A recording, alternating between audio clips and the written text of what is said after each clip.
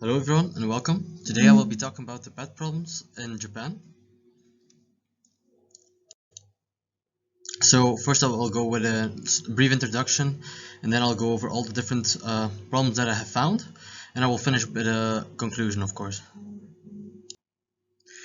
As I like animals a lot, for me this problem is very close to my heart. So I will advise you, if you are faint of heart, this presentation might not be as fun to watch, as the visuals aren't always that great. One of the problems that I found was the breeding actually. Um, the pet problem started mainly in the years 1960s, when people believed that to have the perfect household you need to have a little garden with a pet, and most of the time that was a dog.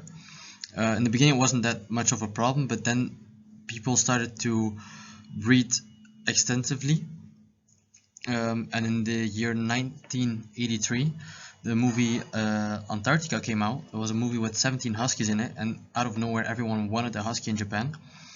The problem is huskies don't stay small, these are really large dogs, and then after the trend was over people just dropped them in shelters.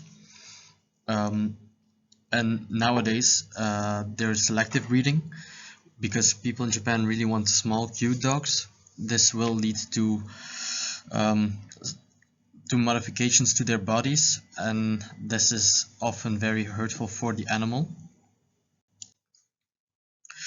There's also puppy farms. People in Japan really love their small, cute, and fluffy things. The problem is that these dogs, cats, hamsters, bunnies, they don't stay small and fluffy, and this leads also to, again, them ending up in shelters. Also, this is a very lucrative business, and when there's lucrative business, people will often do as much as possible for money and not for the animals. So, as you can see, it's not pleasant. Earlier, I stated that a lot of animals end up in shelters, often when they're more grown. The problem with this is right now, this is almost 200 animals per day.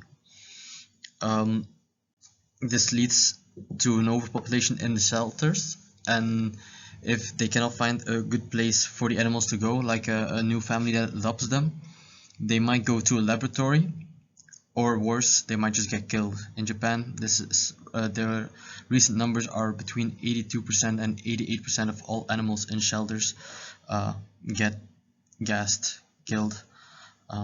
This happens everywhere in the world, but not as bad as in Japan. Another reason a lot of these animals enter into shelters is because of a policy that they actually tried to make, and that was a no-kill policy. It means you cannot kill an animal without a reason, which is a good thing. But often this also make it that veterinarians don't want to put down an animal if it's hurt, if it's will die anyways, because they are not sure is it under the law or not.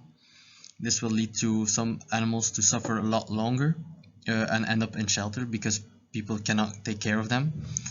Um, and yeah, then they get killed anyways by the end of it.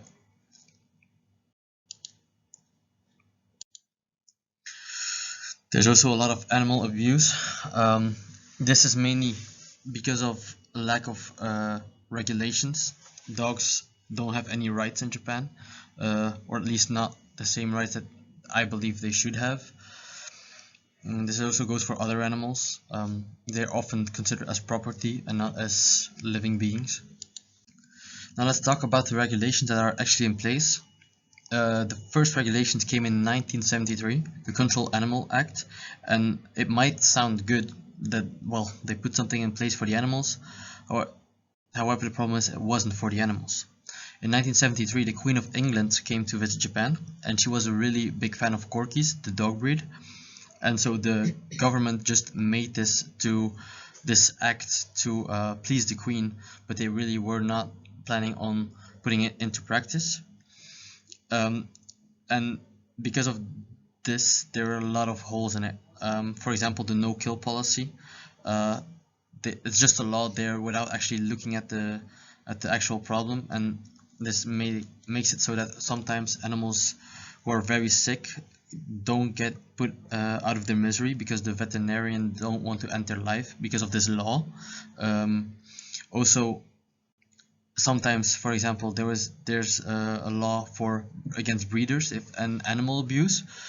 For example, one of these was the Papillon. That was a fish breeder. It existed for 40 years. There was hundreds and hundreds of complaints, and then finally they got closed by the government. But after 1 month, they were back in business, same as usual. So it's really not. It doesn't work. The regulations that they put in place, and the most horrible thing that I heard due to these regulations is the kill truck. A lot of these shelters that I talked about before, they cannot kill the animals at the shelters anymore. So what they do is they put the animals on a truck. While driving, the person driving the truck press a button to gas the whole back of the truck, and because then nobody can say in which area the animals were actually killed, there cannot be any consequences. And you might say, okay, gassing the animals, that's okay, it's not fun, but I mean, if there's overpopulation, well, the problem is not always does the gas kill the animals. Sometimes the animals are still alive and they just like passed out, and they get thrown into a crematorium to finish their lives, so they basically burn to death. So as conclusion, I honestly believe there's a lot to be done. First of all, a change of mindset. People really don't need to always have the smallest dog. You also think before you adopt. Don't get the cutest puppy if you don't can handle the dog when it's an adult. And honestly, if you want a dog, go to a shelter, adopt one over there. There's so many suffering, and if you buy one with a breeder, they will just breed more and more, and it will never stop. So just know that dogs are for life, as long as you can give them a good life. So yeah, thank you for listening. I'll show you my reference in a second.